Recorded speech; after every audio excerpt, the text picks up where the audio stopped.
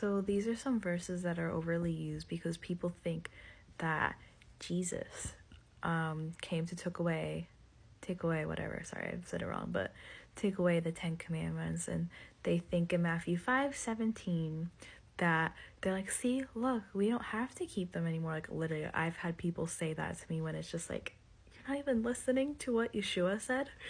And so this is for women. My teachings are for women. So if you're a woman who struggled to understand this, or if you're a woman who believes that or use this to justify your disobedience, this video is for you. But I'm honestly probably gonna read till like maybe verse 19 or 20. By the way, I want to start by kind of breaking down verse 17, and then the other ones I don't think I'm like a breakdown as much besides verse 19. By the way, so verse 17 says, think not.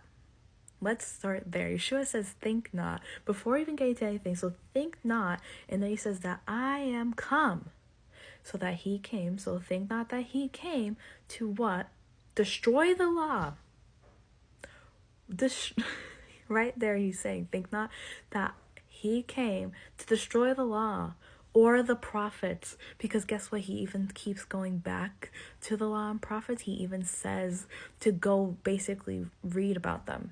He's like, how does he like say it? Like, but there's verses, for example, where he's like, if somebody won't listen to Moses or like the law of Moses or prophets, or then how are they going to believe if one, which is him, who raises from the dead? So how are they going to so it's like, at that time, how are people going to believe that Yeshua rose from the dead if they're not even listening to Moses and the prophets? And that's in, I think, Luke 16. Same thing today. How are you guys going to believe in the Messiah if you don't even know what Moses and the law, like Moses, the law, the prophets, the writings, all that says what it means? You can't believe in him if you don't even know what they're saying. Well, I'm not saying, okay, well, you can believe in him, but I'm saying you won't understand basically what he's saying in the Gospels, or what Paul and the other apostles and disciples say in their writings, if you don't know what Moses said about Yeshua, what the law said, or what the prophecies even say, some about him and then the other ones that aren't about, but for the stuff that's going to be coming soon, because, you know, Revelation talks about the events that's going to be happening in today's time. But anyways, it's like, so in order to know what the New Testament is saying, right, and technically it's not even supposed to be separated, it all goes together, but anyways, just to keep it simple for those who know. But anyway, so New Testament is basically just explaining the Old Testament. So if you want to understand the New Testament, if you want to understand our Messiah's words, then you need to go back to what was written before. That's all they had before. Yeshua only had the Old Testament. The New Testament didn't exist yet. Okay, it exists now. And now we have the Bible all put together, so we should read the whole thing, not just part of it, half of it, or whatever we feel like reading. So right there. And I think, hold on.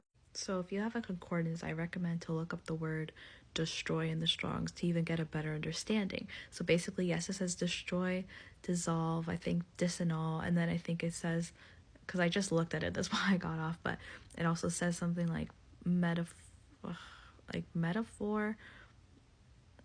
for, hold on, I need to reload.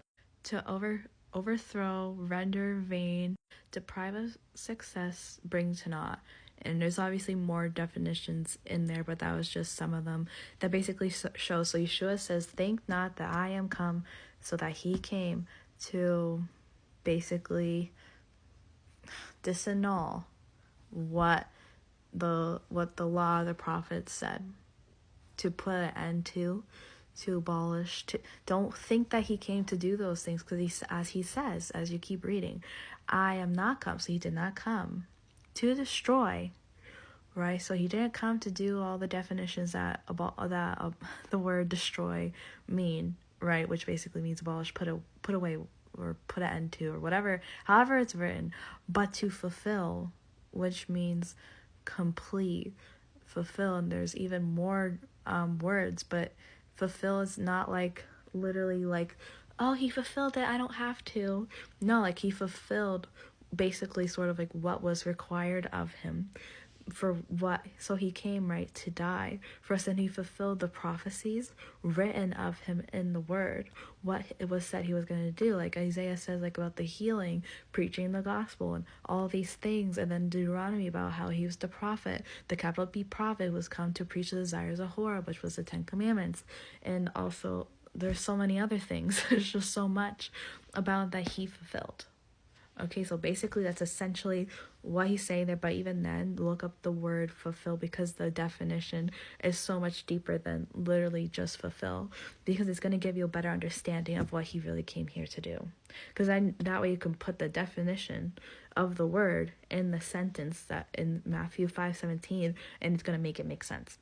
Okay, but I'm not going to be doing that, because unless if I somehow did a longer video, but right now I'm not going to be doing that, because I'm going to keep it short and simple. But so verily I say unto you, till heaven and earth pass. Guess what? Heaven and earth hasn't passed away. We don't have the new heavens and earth yet. So until heaven and earth pass, one jot or one tittle shall in no wise pass from the law till all be fulfilled. So is everything written in the prophets come to pass? Everything written in scripture before, and even in the New Testament now, like, has that come to pass yet? No, we're waiting. We're waiting for the new heavens and earth. We're also waiting for the tribulation to happen. We're waiting for all the other stuff to happen. There's a lot in Revelation that hasn't happened yet, and it's coming. It's coming to pass soon. By the way, so whosoever therefore shall break one of the least commandments and shall teach men so, and he shall be called least in the kingdom of heaven. And I've been saying this in my videos. Isaiah 66:24. And actually today I might read it because I have time. But it says, but whosoever shall do and teach them, the same shall be called great in the kingdom of heaven. So he goes on in Matthew 5:7 to say, think not he came to destroy the law and the prophets.